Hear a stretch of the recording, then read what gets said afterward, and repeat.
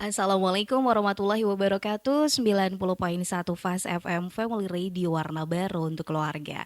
Selamat pagi keluarga Fast. Alhamdulillah edisi Rabu 16 Oktober 2024 Ready setia hadir kembali untuk Anda. Dan edisi Rabu kali ini dari jam 9 sampai jam 10 nggak sendirian, karena kita akan ada dialog yang luar biasa, akan membantu kehidupan kita menjadi lebih baik insya Allah.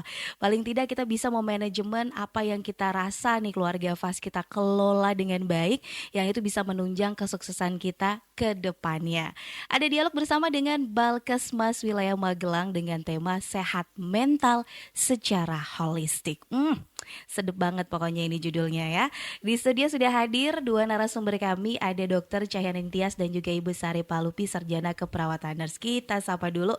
Assalamualaikum, selamat pagi Bu Ibu Syanti. Waalaikumsalam warahmatullahi pagi Mbak Reni. Alhamdulillah, vibes-nya udah positif banget nih rasanya ya. Masya Allah.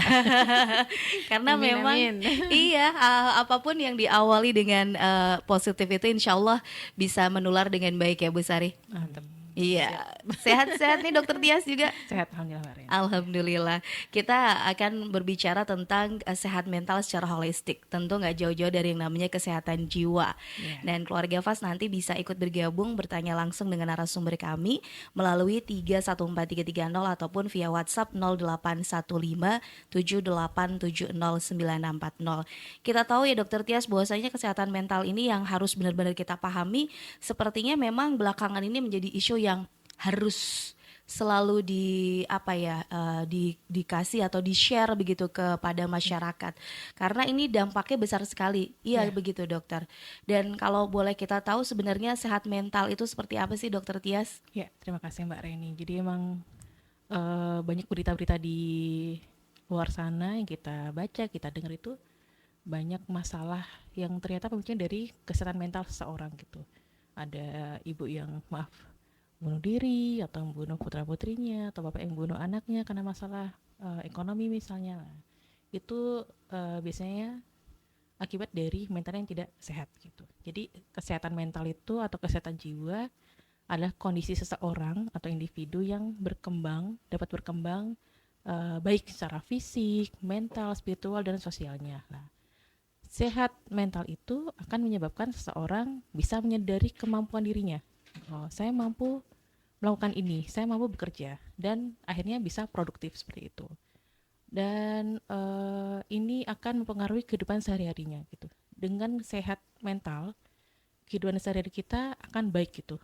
Jadi kalau misalnya ada teman atau saudara kita yang ada perubahan perilaku, sikap, keseharian yang biasanya aktif, produktif bekerja, kok sekarang jadi malas-malasan, nah kita harus waspada, takutnya ada mentalnya yang sedang tidak baik-baik gitu, mental illness gitu. Jadi ada masalah mental. Nah, tidak semua masalah jiwa atau mental itu karena gila gitu. Jadi bisa karena stres, gangguan kecemasan, depresi, itu juga contoh masalah kesehatan mental seperti itu. Oke, baik. Jadi sebenarnya itu adalah luas ya cakupannya gitu ya dokter. Cuma bagaimana kita memahami kesehatan mental diri kita sendiri awalnya. Tapi nggak langsung mendiagnosis diri sendiri ya Bu Sari. Ini biasanya kan kalau generasi Z sekarang nih, karena kita tahu dan kita menyadari teknologi udah makin canggih dan banyak literasi terkait dengan kesehatan mental ini yang di-share dimanapun. Kita kadang malah jadi kayak mendiagnosis diri sendiri. Bahaya nggak sih sebenarnya Bu Sari? Ya, overdiagnosis nanti ya. Kalau mungkin sekedar body scanning bisa ya, apa yang terjadi pada diri saya, berkontemplasi gitu ya.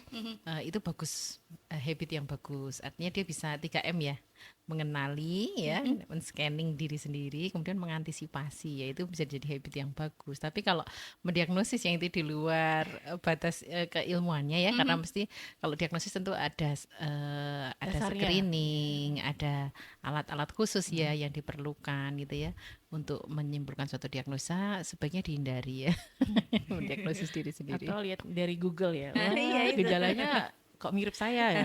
Atau mendiagnosis temannya sendiri. Oh iya.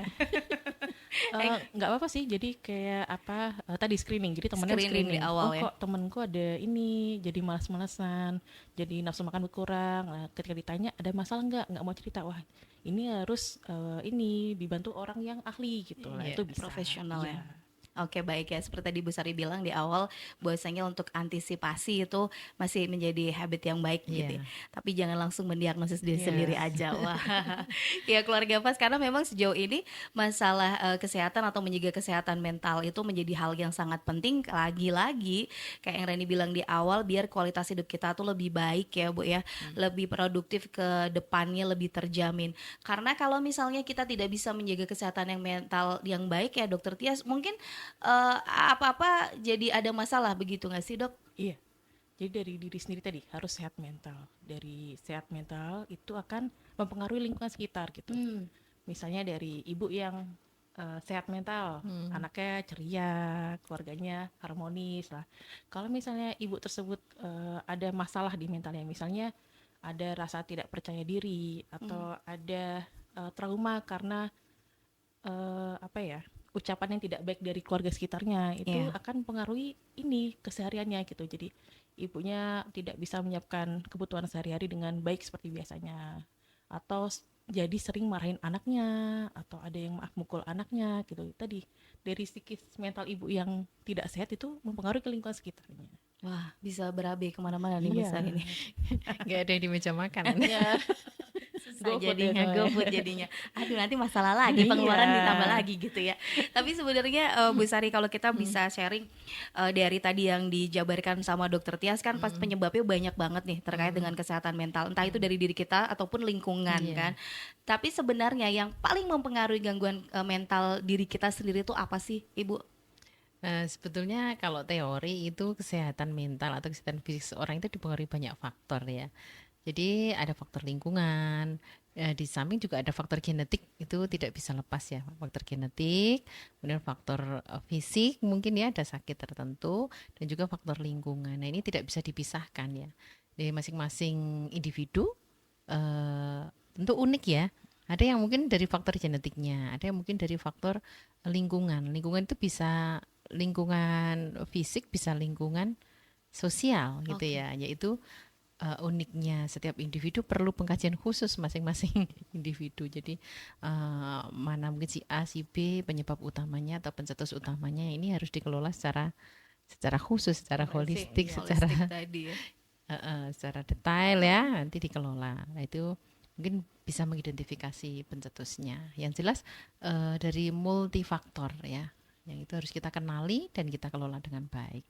Jadi Dan ya, pribadi orang beda-beda. iya, jadi ada faktor internal dan faktor eksternal. Tadi benar yang disebutkan oleh Bu Sari, faktor internalnya dari karakternya, genetiknya, atau fisiknya. Misalnya orang yang lahir dengan disabilitas itu kan pasti rasa percaya dirinya mungkin beda sama orang lain. Nah, takutnya karena keterbatasan fisik memudahkan dia lebih rapuh.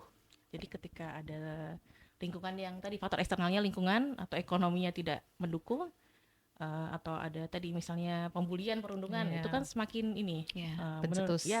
gitu. Jadi berhubungan internal dan eksternalnya. Oke deh, jadi memang bagaimanapun kita harus menyadari di awal. Jadi aware dulu sama kesehatan mental diri kita ataupun Yes. orang-orang yang ada di sekitar ya. Terutama kalau kita ngomongin pola asuh begitu, orang tua ini sangat berperan sekali untuk menciptakan kesehatan mental pada anaknya. Ini kayak apa sih Bu, rantai gitu nggak sih Bu? Siklus Ya, gitu ya. siklus ya. Ketika orang tuanya tidak bisa mengelola emosi dengan baik, mungkin ada luka lama yang dulu pernah dia rasakan waktu dia menjadi seorang anak. Ini kalau tidak di manage atau tidak pelan-pelan di terapi seperti holistik ini, akan juga bisa ke anaknya gitu. Iya. Terulang lagi ke anaknya. Harus bisa memaafkan. Maafkan diri sendiri.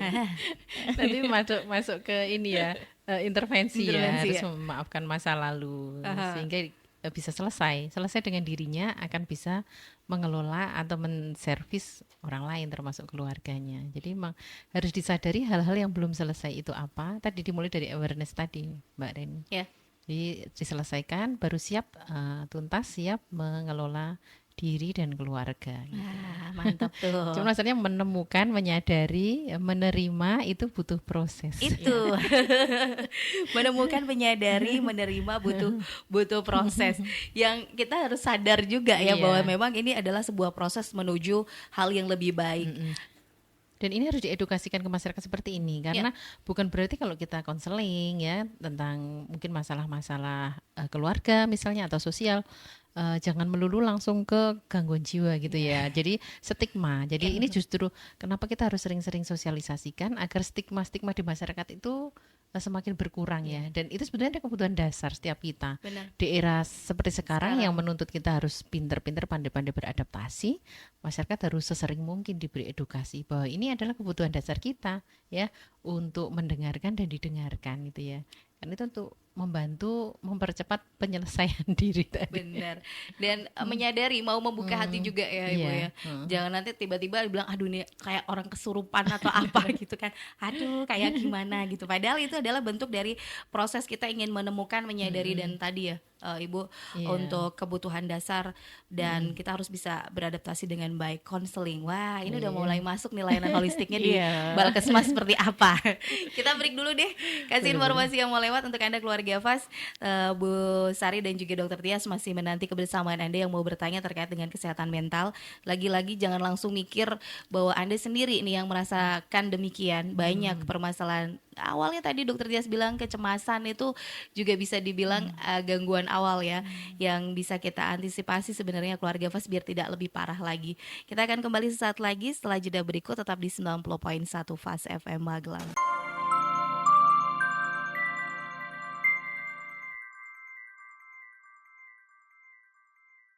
90.1 FAS FM untuk Anda keluarga FAS Reni masih sampai jam 10 nanti kita akan berbincang bersama dengan narasumber dari Balkesmas wilayah Magelang.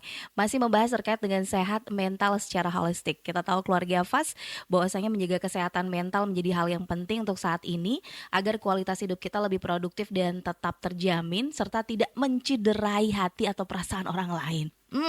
Bener gak sih? Kayak tadi Bu Sari sama Dokter Tias bilang bahwa ini adalah sebenarnya siklus kalau nggak diselesaikan dengan baik ya.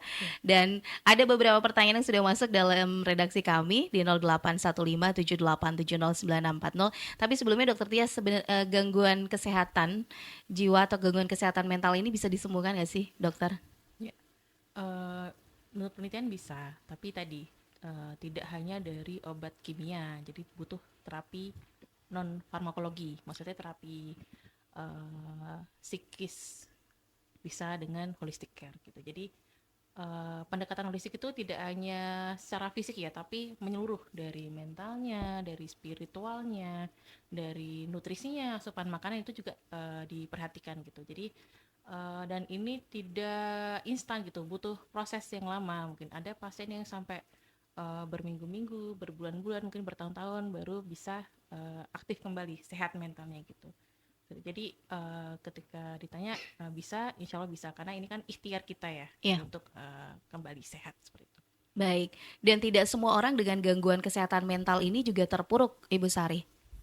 Ada anggapan seperti itu karena ada beberapa pencetusnya. Ya, jadi ini pentingnya dukungan ya. Jadi penolong pertama dan dukungan itu adalah orang-orang yang terdekat dengan klien ya. Itu yang nanti bisa dikonseling juga, memberikan dukungan terhadap pemulihan gitu ya. Sebagaimana halnya dokter mendiagnosis juga dari berbagai sudut, maka itu mengarah ke terapinya juga dari berbagai sudut gitu ya. Jadi faktor pendukung. Jadi nggak merasa sendiri, nanti mempengaruhi cepat lambatnya progres kesehatannya. Oke, lalu hubungannya dengan layanan holistik sendiri seperti apa sih Bu Sari, bisa dijelaskan nih? Kan biasanya memang ini yang harus dilakukan gitu ya, harus ada yang namanya kita sadar dulu, kita mau konseling, lalu ada masuk di tahap pengobatan. Kayak tadi Dokter Tias bilang nggak hanya obat melulu gitu kan. Nah kalau udah ngomongin holistik nih pasti ada treatment tersendiri nih Bu Sari. Ini memang suatu hal yang menguntungkan kita ketika pasien itu bertemu dengan Bu Dokter, terlebih Bu Dokter Balkesmas ya. Nanti Bu Dokter akan lebih mudah untuk mengarahkan untuk konseling ya. Beda halnya jika belum bertemu ya atau belum berobat ke Balkesmas. Jadi ketika sudah ke Bu Dokter nanti akan dikirim ke klinik holistik ya untuk konseling. Karena Bu Dokter Balkesmas kan berusaha gitu ya melihat suatu case gitu ya, kasus itu dari berbagai sudut gitu. Apalagi ketika dikonfirmasi secara fisik itu tidak ada gangguan gitu ya, mungkin dari pencernaan itu clear, dari rongsen clear, laboratorium clear gitu ya. Tapi kenapa tensinya tinggi, nadinya cepet kayak lari maraton gitu ya. Mesti ada sesuatu ya, atau kenapa mual muntah terus atau nggak bisa tidur. Nah itu tidak serta-merta langsung bisa ditemukan ketika itu kan, harus dikaji gitu psikosomatis langsung iya dikaji. Mereka tidak menyadari kalau itu tuh ada masalah. Jadi ketika dokter Balkesmas tuh memancing, maaf ibu ada masalah, ada yang respon langsung nangis. Wah ini berarti ada masalah gitu. Saya langsung, Mbak Sari ada? Jadi langsung persiapan buat ini konsultasi ke klinik holistik gitu. Jadi tadi emang ke sebagian besar kasus psikologis yang ditemui di Balkesmas itu ketahuan di poli gitu. Jadi tadi benar ini katakan Bu Sari, ada banyak keluhan, tapi setelah diperiksa fisiknya, pemeriksaan penunjang normal semua. Kita anamnesis kan tetap ya, tapi kan tidak secara mendalam karena kadang ada pasien yang menutupi gitu, jadi tidak mau share. Tapi ketika kita pancing ada masalah langsung nangis. Atau pernah ada kasus pasien remaja sering mengeluh sesek gitu, diantar oleh ibunya periksa ke kita ke Balkesmas. Saat periksa saya pernah lihat kok di tangannya banyak ini garis-garis itu. Jadi saya nanya, ini kena apa? Anaknya diem, ibunya menjawab dicakar kucing kata anaknya. Nah, jadi kan anaknya tidak jujur ke ibunya. Tapi kan saya tahu ini bukan cakar kucing karena gak mungkin sepanjang itu dan sebanyak itu. Ada rapi. upaya berarti ya. Ada upaya sesuatu yang tidak baik. Terus karena saya mengetahui ini ada yang tidak baik, saya menyarankan untuk konsultasi ke holistic care gitu. Jadi alhamdulillah ibunya bersedia, anaknya mau, jadi anaknya sama Mbak Sari, ibunya tetap sama saya. Jadi saya anamnesis menggali data dari ibunya. Ternyata si anak ini korban perceraian gitu, tinggal sama ibunya lah. Ibunya punya keluarga baru, misalnya ada bapak sambung, ada anak dari hasil pernikahan yang kedua. Mungkin ada merasa kurang diperhatikan, merasa sering disalahkan gitu. Jadi tadi si anak merasa tidak ada yang mendengarkan, tidak ada tempat bercerita. Akhirnya ketika ada masalah, ada percobaan yang tidak baik gitu. Jadi ya kesehatan mental itu tidak hanya pada orang dewasa. Dari anak-anak sampai lansia itu bisa punya gangguan mental gitu. Dari banyak pencetusnya gitu.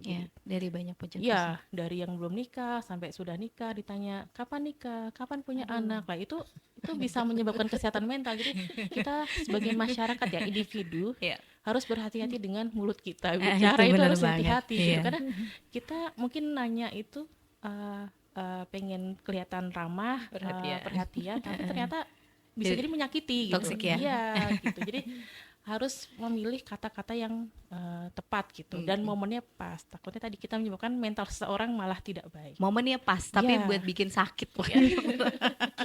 Gitu.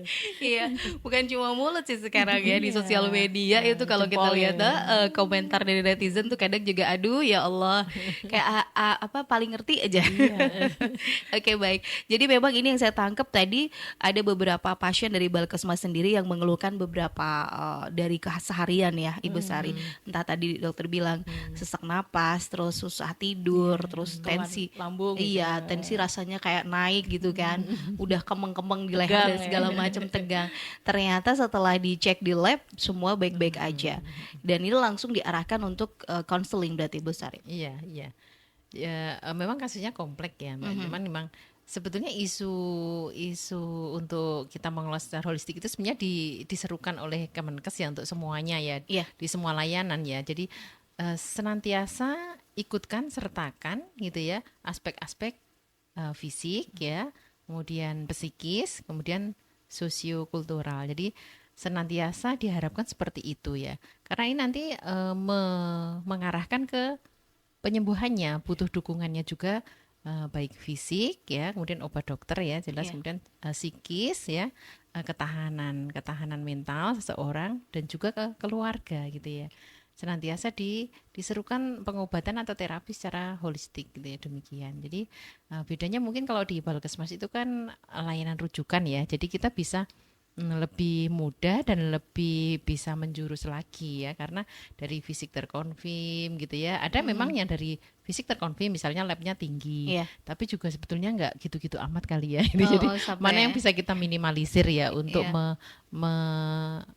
menurunkan efek dari hasil laborat yang tinggi, misalnya fungsi liver tinggi ya, itu kan mungkin cenderung akan mual muntah. Iya. Tapi gimana biar mual muntahnya nggak banget gitu ya kan, bisa dirilis dari faktor yang lain seperti itu. Baik. Harapannya adalah ketika kesehatan psikologisnya sudah terpenuhi dengan baik, terkontrol, masalah kesehatan fisiknya ini bisa Iya, terbantu gitu lebih ya, mudah dokter. terkontrol. Obat pun juga lebih maksimal kinerjanya, seperti baik obat pernafasan maupun obat pencernaan. Beda kan ketika kondisi psikisnya tidak terkontrol ya, obat juga mungkin kurang maksimal kinerjanya ya. Jadi ketika kondisi tubuh itu rileks ya, menerima, rileks, peredaran darah lancar ya, pikirannya positif ya, obatnya insya Allah lebih Berjalan beriringan. Iya. berjalan Iya. beriringan, lebih manjur lah ya. Iya, Amin. romantis lah pokoknya. Tapi tetap ini butuh inform consent, persetujuan dari pasiennya, karena ada pasien yang merasa saya nggak apa-apa gitu, saya nggak butuh konsul ke holistik gitu. Saya pernah nemuin ini pasien remaja, jadi di pondok merasa dibandingkan sama kakaknya gitu, jadi anak ini pinter, temen sepondoknya nggak suka gitu. Nah, sama orang tuanya udah pindah sekolah aja, tapi nggak mau, pengennya di situ. Nah, ketika si anak tidak mau konsul ke holistik, oh ya sudah, berarti kita beri pengertian ke orang tuanya gitu, karena orang terdekat sama si anak gitu. Jadi mohon bantuannya untuk tadi mengelola, mendengarkan, dan kalau misalnya bisa memberikan saran untuk mengatasi masalahnya si anak gitu. Jadi tadi tidak semua pasien Pilihan ya. klien itu tadi mau segera di terapi psikisnya, mentalnya gitu. Jadi mungkin butuh waktu. Oh ya, saya Menerima butuh dulu pertolongan ya. gitu ya. Seperti itu. Oke, baik. Ini juga menarik. Ada pertanyaan yang hampir mirip nih. Sebenarnya tanda-tanda awal yang mungkin mengindikasi seseorang itu membutuhkan bantuan kesehatan mental seperti apa sih, Bu Sari dan juga Dokter Tias? Ini antisipasi biar kita nggak diagnosis sendiri-sendiri lagi kayak di awal tadi ya. Kayaknya memang saya butuh profesional nih gitu. Itu seperti apa, Bu Sari? Ya, mungkin baik kasus saja ya. Misalnya kemarin yang terakhir itu anak 7 tahun yang 1 bulan nggak sekolah ya, Bu Dokter Tias. 7 tahun. Iya, 7 tahun Awalnya ya. dulu. Awalnya kan dia kan kelas 2 ya, tapi ternyata 1 bulan nggak sekolah. Memang sih berobat dengan asma atau bronkitis ya waktu itu ya, tapi kenapa sampai lama banget nggak sekolahnya ya? Itu kan berarti salah satu tanda ya, dia ada sesuatu yang tidak beres ya di mentalnya. Alhamdulillah keluarga mendukung untuk konseling ya.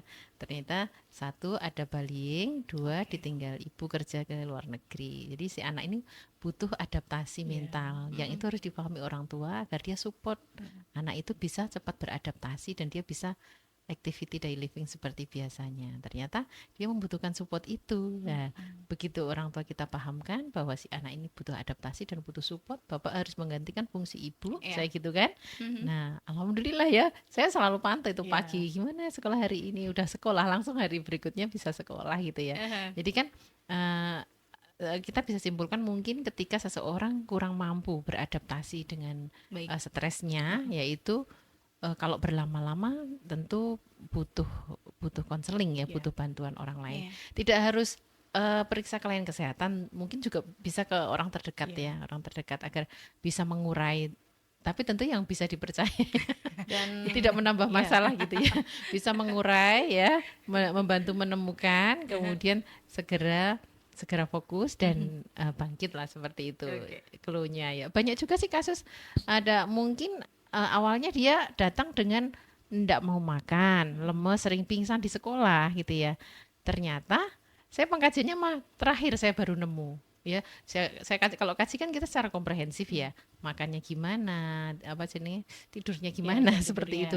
Ternyata pertanyaan saya terakhir ketika saya tanya muter-muter, pola menggunakan gadgetnya gimana. Nah, ini sekarang tidak bisa ditinggalkan ya. Jadi pertanyaan tentang pola menggunakan gadget ini nggak bisa ditinggalkan.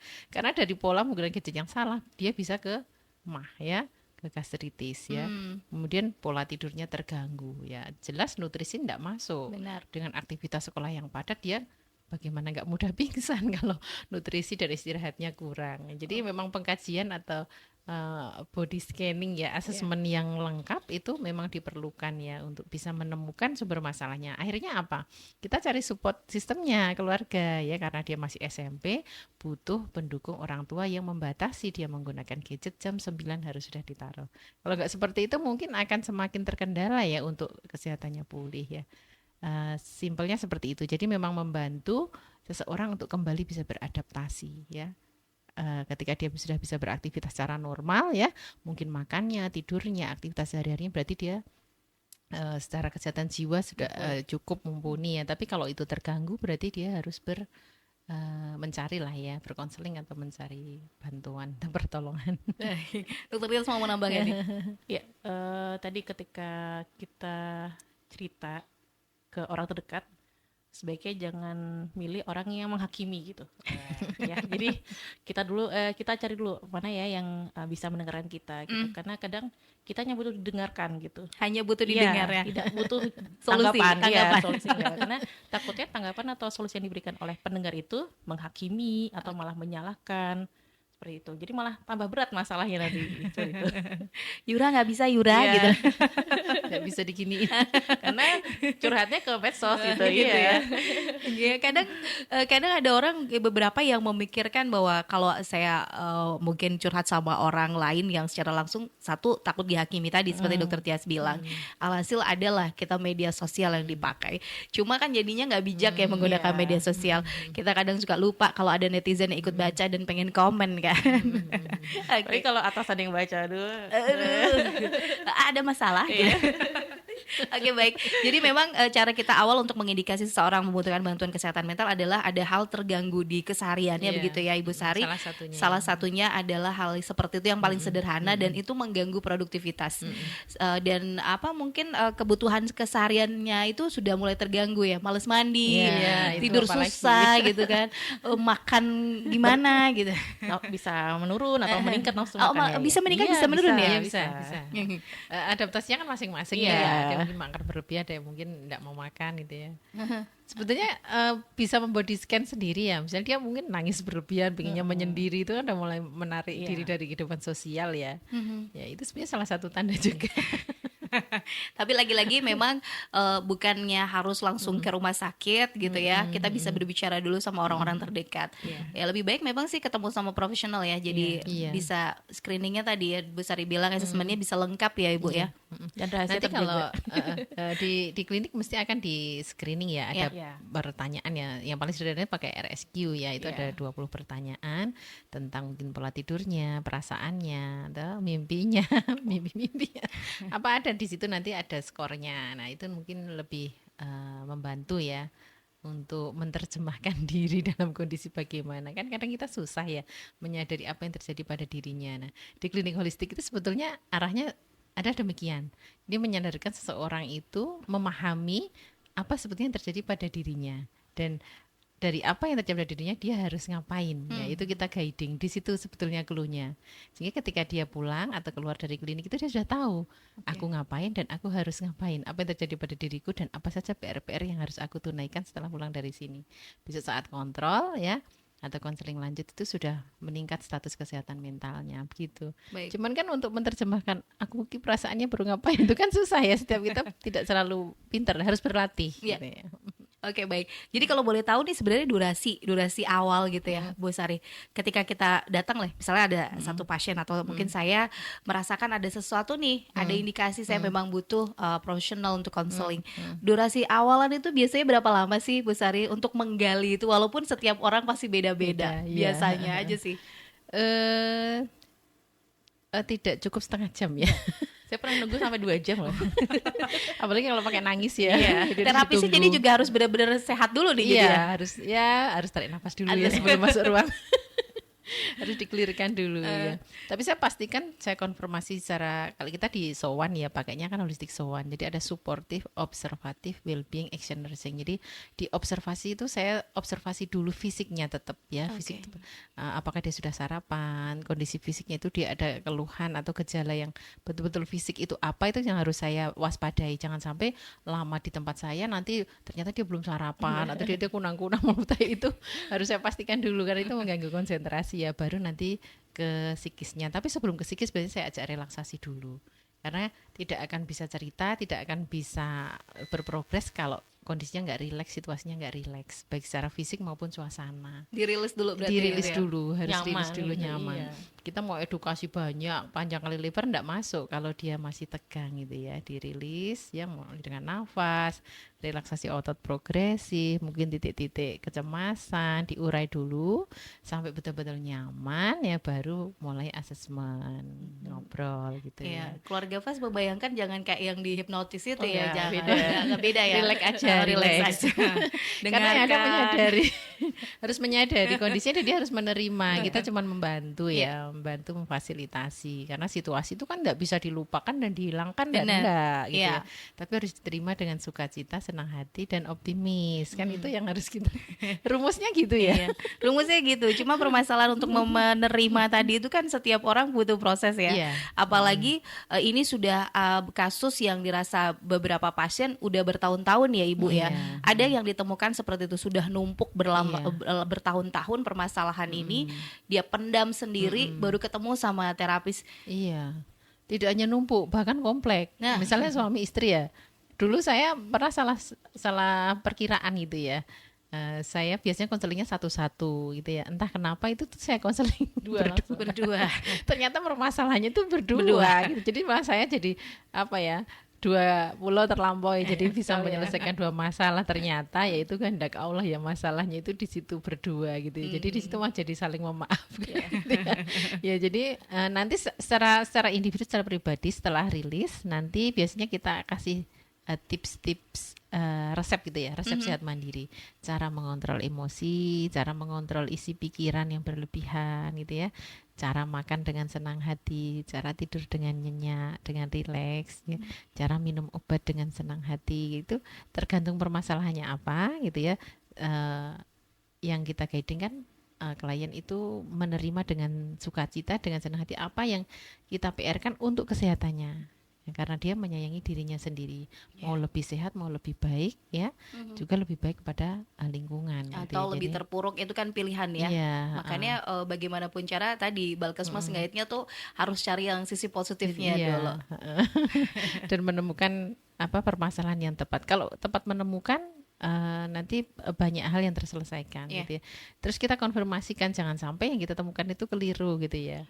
Karena kalau nggak kita validasikan ke yang bersangkutan bisa jadi keliru ya. Iya.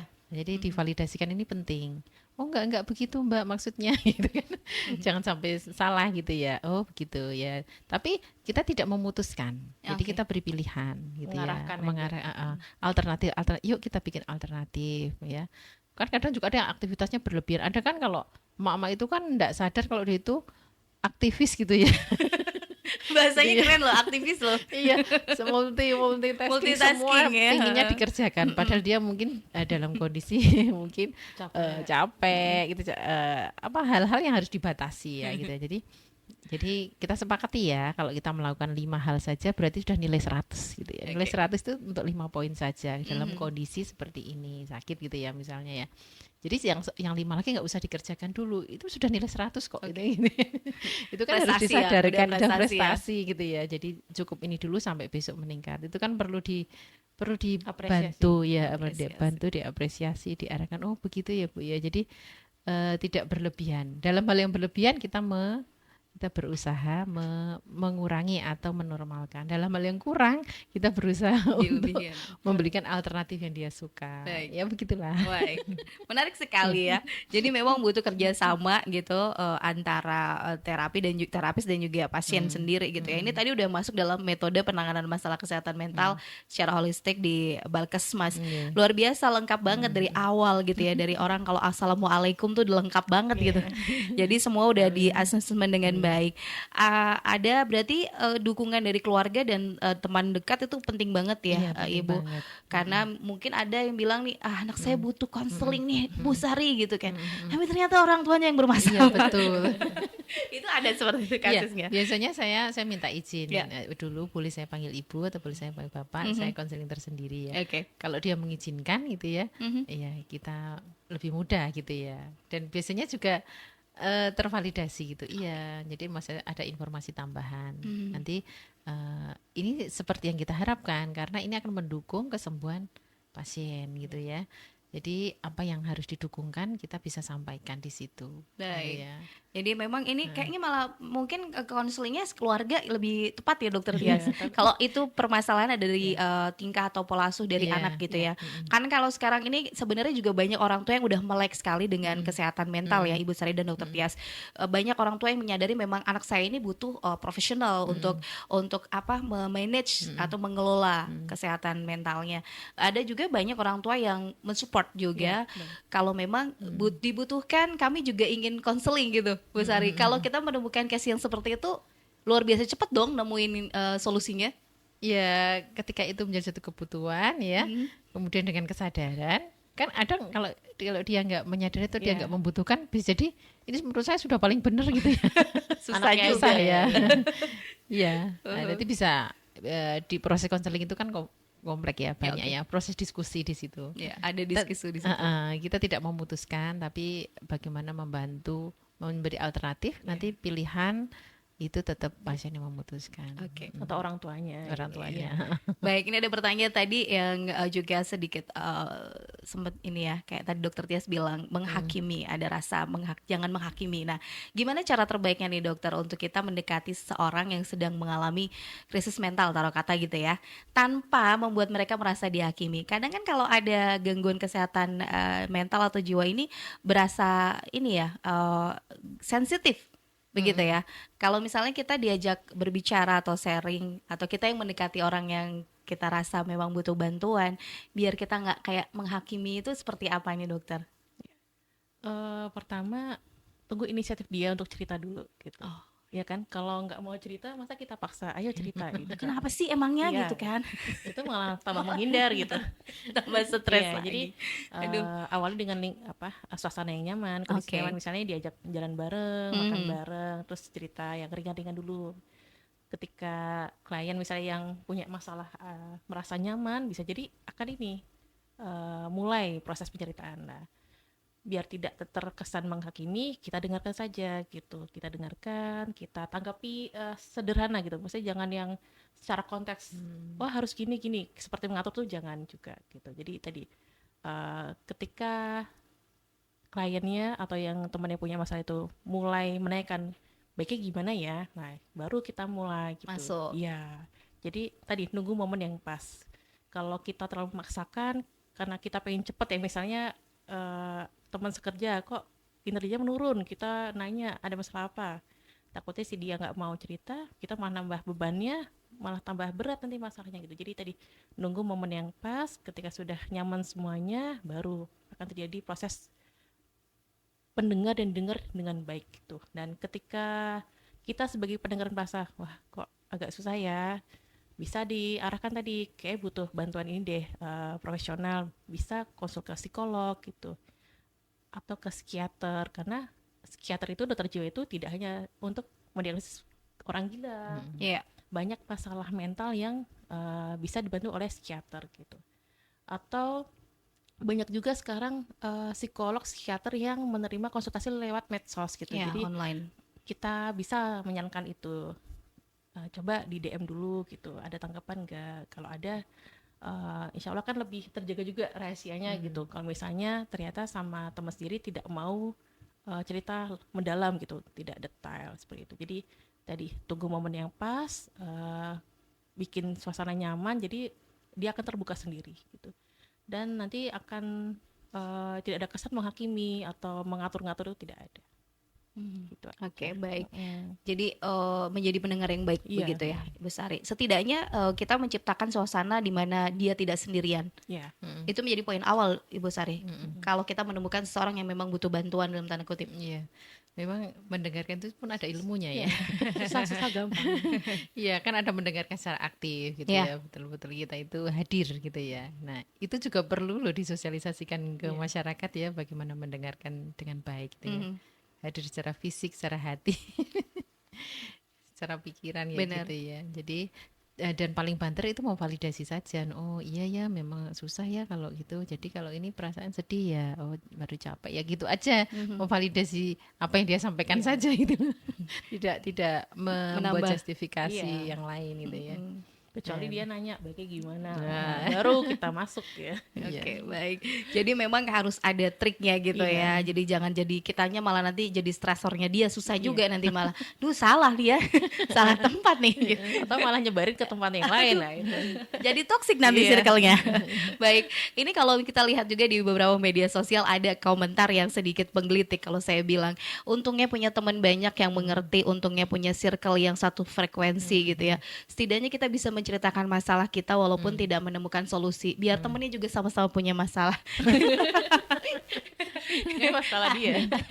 Ada yang seperti itu untuk menghibur diri ketika memang kalau kita lihat kan memang permasalahan sekarang ini kan kompleks banget ya Bu Sari. Kalau zaman dulu di era belum ada medsos seperti saat ini kan paling ketemu sahabat, ketemu berdua cerita gitu. Sekarang kan jadi kayak bisa konsumsi publik Iya. gitu. Kalau kita cerita sama orang terdekat curhat malah jadi kayak adu nasib gak sih? Itu gimana solusinya nih?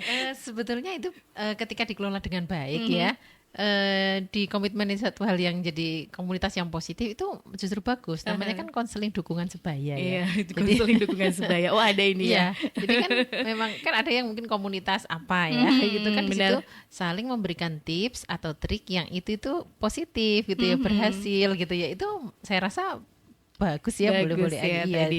Sharing pengalaman. Sharing pengalaman. Gitu. Setidaknya kalau itu tidak berjalan pada diri sendiri, ternyata berjalan pada orang Iya. lain.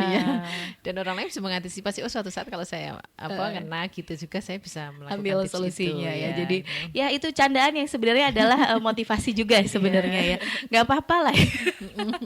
Temennya jadi ikut mikir ya. Karena memang dukungan atau ada tanggapan tidak menemukan kenyamanan di tengah keluarga, tapi dia bisa menemukan circle-nya di luar tadi seumuran, sebaya atau teman kampus gitu ya. Komunitas yang membangun ini juga sangat mendukung kesehatan mental ya Ibu Sari dan juga Dokter Tias. Iya, iya. Cuman idealnya tetap keluarga, tetap menjadi Number one, tempat ya. berpulang ya, yang paling nyaman. Iya. Nah, itu PR-nya buat Abi dan Umi. Yang buat keluarga, suami dan istri, anak dan orang tua gitu ya. Oke deh, kakak ataupun adik ya. Baik. Bagaimana cara menghadapi lingkungan kerja yang toksik nih, Ibu Dokter dan juga Ibu Sari, biar tidak mempengaruhi kesehatan mental, terutama kita harus berinteraksi setiap hari. Ya kan, ini menjadi isu yang luar biasa yang saya bilang tadi. Kalau dulu kita kayak gini kan cuma ngomong sama teman dekat mungkin ya. Kalau sekarang kita buka media sosial, permasalahan kayak gini banyak banget. Tiap hari harus ketemu, tapi ternyata lingkungan kerja toksik. Ini bagaimana Bu Sari? Menurut saya kesetelan mental setiap kita itu betul-betul harus dijaga ya. Itu mempertaruhkan hari-hari kita ya. Hari kita itu akan menjadi toksik atau tidak, menjadi produktif atau tidak, itu kan berangkat dari Diri sendiri. kita sendiri. Jadi kesehatan mental itu harus kita pertahankan terus, harus kita jaga dan kita pertahankan.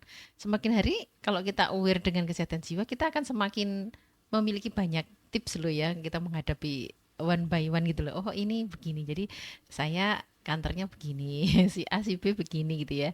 Jadi saya energinya dari sini gitu ya. Jadi tentu kita memiliki hal-hal yang harus kita pegang gitu ya, agar kita itu tidak ikutan toksik gitu ya. Tapi bukan berarti juga kita mengisolasi diri gitu ya. Itu masing-masing kita punya skill atau keterampilan masing-masing gitu ya. Kalau sedikit bocoran dari saya Boleh. Ini tadi kan iya. manfaatnya. Ya, kalau saya berenerginya adalah cinta dan kasih sayang. Jadi apapun yang saya terima, energi cinta dan sayang itu ndak boleh Hilang, luntur, nggak ya. boleh hilang gitu ya. Kalaupun saya diperilaku begini, kok saya itu begini, karena saya itu dasarnya saya ingin gitu ya, ingin mengajak dia untuk tidak toksik lah ya, untuk menjadi lebih baik dengan cara saya begini. Tapi bukan berarti saya itu sakit hati atau merasa rugi gitu. Jadi tidak berkurang nilai status mental saya gitu ya, karena saya ingin mencapai sesuatu yang lebih tinggi gitu ya. Jadi saya nggak merasa rugi dong. Kalau mungkin teman-teman menganggap saya kok mau ya digitu-gituin gitu, tapi bukan begitu kok di pola pikir saya gitu ya. Jadi saya memiliki harapan yang baik, harapan yang besar gitu ya, untuk yang toksik itu suatu saat Berubah. menjadi sebaliknya gitu ya. Walaupun itu mungkin juga tidak langsung Iya, tercapai. nggak bisa gitu ya. cepet juga Bu, Nggak nggak besok bisa. langsung berubah Bu. Cuman jangan sampai itu mengedaunkan mental kita Iya. kan gitu ya. Tetap Oke. didoakan. Salah satunya gitu Salah ya. satunya. Balik lagi ke pribadi ya. Iya. Dokter Tias punya tips juga nih, mungkin yang bisa mengatasi atau mengantisipasi ketika kita ya mau nggak mau memang lingkungannya seperti itu gitu ya. Setiap hari pula ketemu. Hampir sama sih, jadi jadi ada pertahanan diri ya, jadi kita pertahanan harus diri. dibikin kuat dulu gitu, karena kalau tidak kuat misalnya rapuh, kita kan terkontaminasi dengan lingkungan yang sekitarnya Iya. yang tidak baik. Terus tadi benar, ketika ada mungkin sikap, perilaku atau ucapan yang tidak baik ke kita tidak usah balas gitu, karena takutnya kita malah ikut ke mereka juga, ikut-ikutan toksik gitu. Jadi tetap sebarkan kebaikan tadi, cinta kasih seperti apa yang disampaikan Mbak Sari gitu. Aduh. Jadi tetap berusaha baiklah, ramah gitu ya. Ini boleh Pak. Gini. Baik deh. Yuk kita break dulu sekali lagi. Setelah itu kita nanti akan dengarkan beberapa tips ya biar kesehatan mental nih bisa tetap terjaga keluarga Fas. Dan nanti kita akan bahas juga pertanyaan yang masuk di redaksi kami di 081578709040. Break dulu ya Ibu. Kita masih akan kembali sesaat lagi untuk Anda keluarga Fas.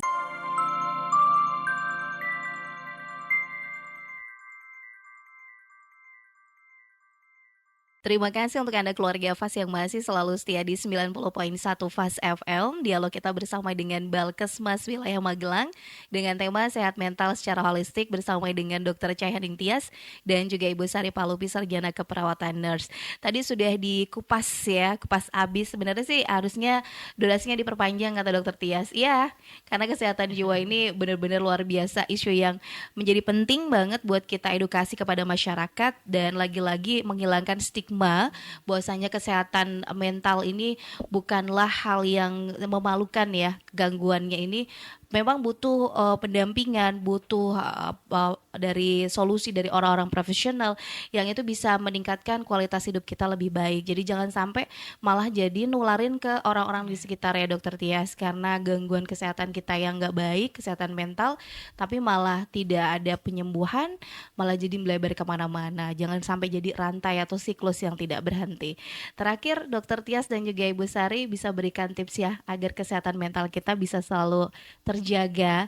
Paling tadi tamengnya harus kuat nih. Monggo Dokter Tias. Ya, untuk keluarga Fas FM yang ada di Magelang dan sekitarnya, pesan saya, kita semua punya masalah gitu. Jadi usahakan atasi masalahnya, karena kalau tidak teratasi akan ada masalah-masalah lain yang akan muncul kemudian.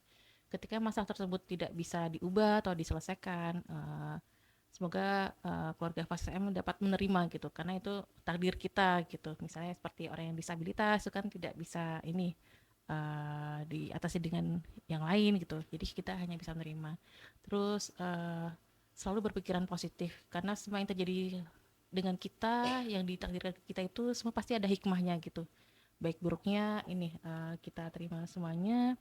Terus berusaha mengendalikan diri, mengendalikan emosi, karena dengan emosi yang terkendali, psikis, mental itu mempengaruhi secara holistik semua kesehatan kita, seperti itu. Dan jangan lupa untuk tetap beribadah sesuai agama dan kepercayaan masing-masing, karena tidak ada orang yang bisa kita percaya selain yang di atas gitu. Kita bisa mencurhatkan semua masalah kita ke yang di atas gitu, karena untuk curhat ke orang lain takutnya ada masalah baru lah. Dengan kita curhat ke Tuhan, ke Allah, ke Tuhan kita, insya Allah masalah akan terselesaikan. Iya. Ya, terima kasih. Baik, terima kasih Dokter Tias. Semoga kita semakin mendekatkan diri juga. Ya, amin. Ibu Sari mau menambahkan, Bu? Ya, saya mengingatkan aja, Baik. tagline sehat jiwa itu ceria. Ya, ceria, senantiasa kita review ya. Itu cerdas secara intelektual, secara emosional ya, secara psikis gitu ya, senantiasa kita meningkatkan kapasitas keilmuan kesehatan jiwa kita. Kemudian dalam berkomunikasi hendaknya secara empati, dalam berkomunikasi R-nya rajin ibadah seperti yang disampaikan Dr. Tias. Kemudian I-nya interaksi yang bermanfaat. Jadi jangan ikut-ikutan toksik ya. Ya. Interaksi yang bermanfaat. Kemudian A hendaknya kita saling asih asuh gitu ya dalam kita mencerdaskan kehidupan bangsa gitu ya. Dalam bersehat jiwa ini. Kemudian ini tagline dari saya ya, ini kesimpulan aja ya. Ketika kita belajar bersosialisasi, dari saya adalah seperti emas ya. Seperti emas itu, S itu sederhanakan ya. Sederhanakan. Jadi apapun kondisinya kita bikin sederhana, jangan dibikin rumit. Kemudian P-nya prioritaskan gitu ya. Kemudian yang T-nya tuntaskan, sederhanakan, prioritaskan, tuntaskan, dan tetap I ingat relaksasi, E emosi terjaga, A ajak lingkungan untuk be positif, saling support. Kemudian S seperti saya sampaikan tadi, setia pada kebaikan dan kasih sayang karena itu sumber energi. Wah, sip banget. Mau jadi quote tapi panjang banget. Coba nanti ditulis ya Bu ya. Direkam lagi. Baik, terima kasih Ibu Sari dan juga Dokter Tias. Ini semoga vibes yang positif luar biasa ini bisa kita aplikasikan ke dalam kehidupan kita sehari-hari. Jadi biar kita juga tidak mendiagnosis diri sendiri, tapi kita mengantisipasi apa yang ada di dalam diri kita. Jangan sampai apa yang kita rasakan kemarin-kemarin kayak tadi Dokter Tias dan Bu Sari bilang tidak bisa dilupakan gitu ya. Tapi ini bagaimana diterima, dikelola gitu ya, biar tidak berkembang menjadi negatif gitu. Kita bisa menyadari semua. Seperti Mas tadi, sederhanakan, prioritas, tuntaskan. Itu untuk di awal ya. Ini menjadi solusi terbaik buat kita yang udah mulai ngerasa kecemasan berlebih, gangguan tidurnya udah mulai kerasa. Kalau misalnya butuh bantuan langsung ke Balkesmas Wilayah Magelang ya Ibu Sari. Di mana nih? Boleh dikasih tahu alamatnya? Kalau Reni kan udah tahu gitu ya. Di Jalan Jenderal Sudirman nomor 46B, Kelurahan Magersari, Kecamatan Magelang Selatan. Iya, kalau dari arah Jogja kelihatan banget sebelah kiri jalan gitu ya. Jadi bisa tahu gitu langsung nanti ketemu Dokter Tias dan juga Ibu Sari. Nggak melulu harus secara medis ya Dokter Tias. Nggak melulu harus konsumsi obat. Ya. Baik, terima kasih Dokter Tias dan Ibu Sari atas waktu dan informasinya. Selamat kembali bertugas, sehat selalu. Salam saya untuk rekan-rekan di semua di Balkesmas. Selamat siang, Assalamualaikum. Waalaikumsalam warahmatullahi wabarakatuh. Baik, demikian tadi Keluarga Fas, dialog kita bersama dengan Balkesmas Wilayah Magelang, sehat mental secara holistik. Keluarga Fas yang belum menyimak secara utuh, tenang saja, Anda bisa tetap menyimak dialog kami yang sudah kami tayangkan melalui 90.1 Fas FM via channel YouTube-nya Fas FM. Jadi kalau belum subscribe bisa dicari dulu ya, Fas FM Magelang. Nanti bisa di-search lagi dialog Balkesmas. Nah, ada lengkap di situ. Termasuk juga nanti kalau Anda mau mengutip quote-quote tadi yang sudah diberikan sama narasumber kami. Terima kasih, sesaat lagi Reni akan kembali di Fas Mulia. Tetap di 90.1 Fas FM Magelang.